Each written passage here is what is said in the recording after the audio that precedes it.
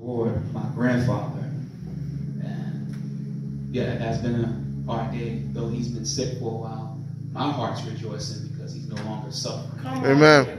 Come on, you know, as my word tells me to be absent from the body, yes, sir, is to be present with the Lord. Yes, Lord. So I thank God because I know that all's not lost with him. That's right. Amen. And I thank God because he's giving me the strength to still be able to stand strong and still be able to come and give you what thus saith the Lord. Amen.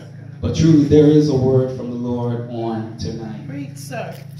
I promise you, I don't really have a long sermon at all. Nothing too lengthy. But if you just talk back to me, I promise you, we can have some church tonight. Come on here.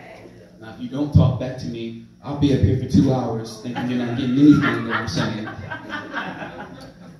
And then I've come from a class where you learn to get up, you speak up, you shut up, and you sit down. Come on. Yes. Amen. So if you just let me do, as my late pastor, Bishop Thurgood said, let me just drop it like it's hot. Come on.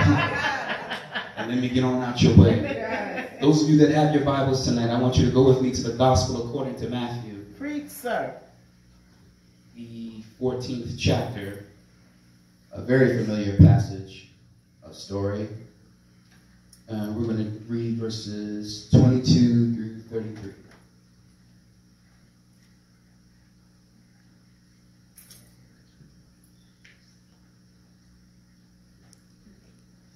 St. Matthew 14, verses 22 through 33. If you have it, say amen. Amen. The word of the Lord reads, "And straightway Jesus constrained his disciples to get into a ship and to go before him unto the other side, while he sent the multitudes away. And when he had sent the multitudes away, he went up into a mountain apart to pray. And when the evening was come, he was there alone. But the ship was now in the midst of the sea, tossed with waves, for the wind was contrary. Come on. And in the fourth watch of the night, Jesus went unto them, walking on the sea. And when the disciples saw him walking on the sea, they were troubled, saying, It is a spirit. And they cried out for fear. But straightway Jesus spake unto them, saying, Be of good cheer. It is I. Be not afraid. And Peter did answer them and said, Lord, if it be thou, bid me come unto thee on the water. Yes, sir. And he said, Come. And when Peter was come down out of the ship, he walked on the water to go to Jesus. But when he saw the wind boisterous, he was afraid and beginning to sink. He cried, saying, Lord, save me. And immediately Jesus stretched forth his hand and caught him and said unto him, O thou of little faith, come on, wherefore didst thou doubt? And when they were come into the ship, the wind ceased. Then they that were in the ship came and worshipped him, saying, Of a truth, thou art the Son of God. Yeah. And the word of the Lord is already blessed. Amen. In reading and studying this, and preparing for this, I began to kind of just examine what it looks like for us as a body of Christ, but for our young people to really, truly get to our purpose in God. So many of us have become plagued with so many things and so overwhelmed and so mind-boggling with so many things, to the point where sometimes it seems like on your journey to purpose, you become a little weary. Come on. On your way to purpose, you become a little dreadful. Yeah. And you may not ask this question like right out loud, but the question that comes to mind is, sometimes you think, are we there yet? Come on. And that's the subject I want to speak to you tonight on, are we there yet? One of the most common questions that seems to be asked the most during a long car ride is, are we there yet? This usually occurs when a passenger is eager and desiring to get to their destination. Come on. That would actually ask the driver, hey, are we there yet?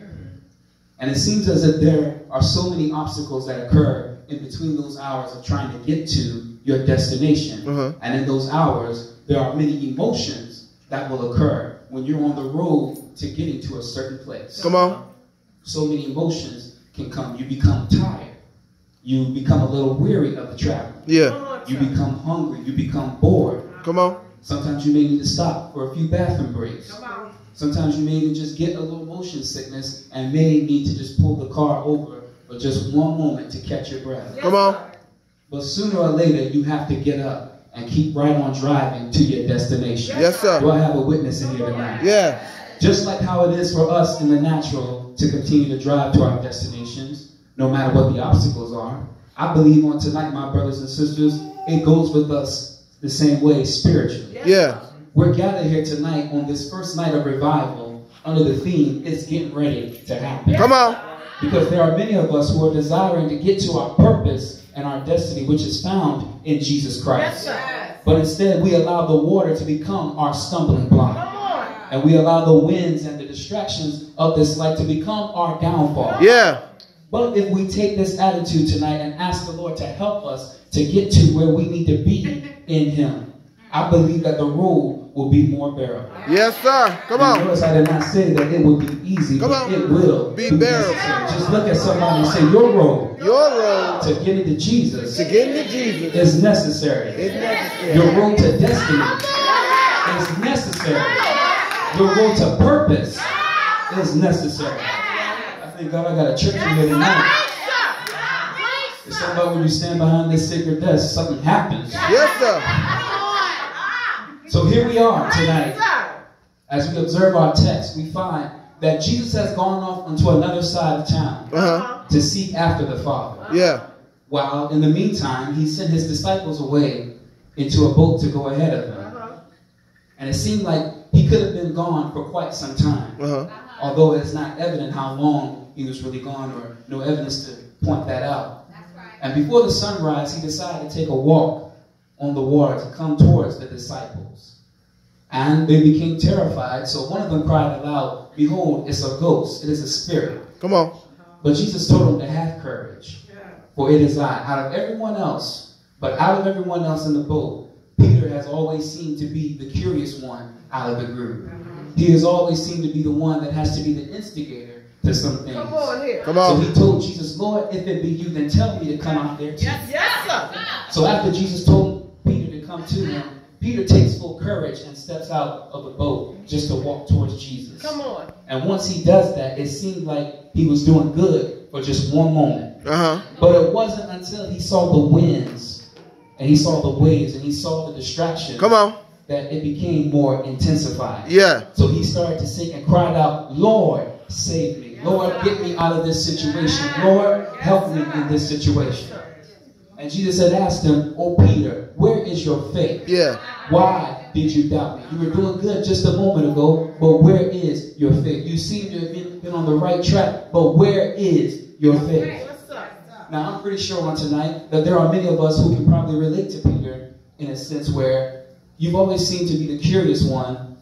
Rather, if you had like a group of friends or if you had just maybe one friend, you seem to be the most curious one out of everyone who always wanted to do something different than what the crowd did. Come on.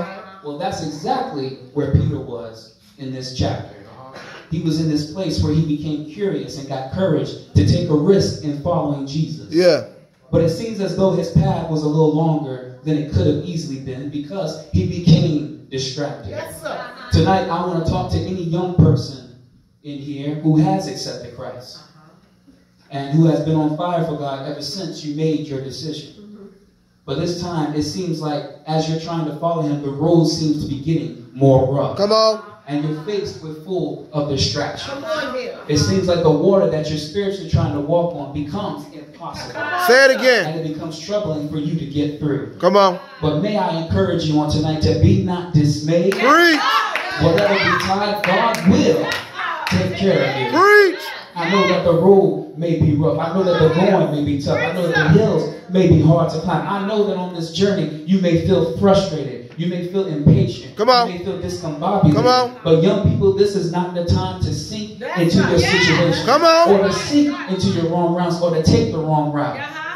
But it's time for you to take your rightful position and follow Jesus. For it is in him you will live. Yes, sir. Move, and have your being. Yes, sir. It is in him that you find comfort and you find strength. It is in him that you find refuge in the time of trouble. Look at somebody say, he is a refuge. He is a refuge. Oh, for David said this, for God is our refuge and strength. He is a very present help in the time of trouble. Look at somebody say, he's a present help He's a present help. in the time of trouble. In the time of trouble.